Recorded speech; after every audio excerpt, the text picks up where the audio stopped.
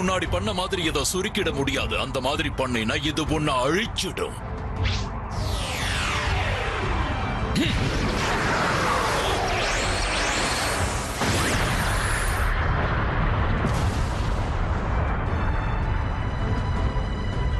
நான் அப்படி பண்ண வேண்டிய அவசியமே இல்ல.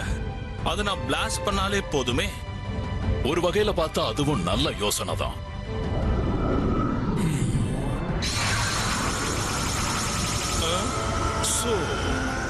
இப்ப நீ தயாரா இருக்கியா? உண்மையான சூப்பர் சைனுடைய கோபத்தை பார்க்க விரும்புறியா? அப்படின்னா இப்ப பாரு.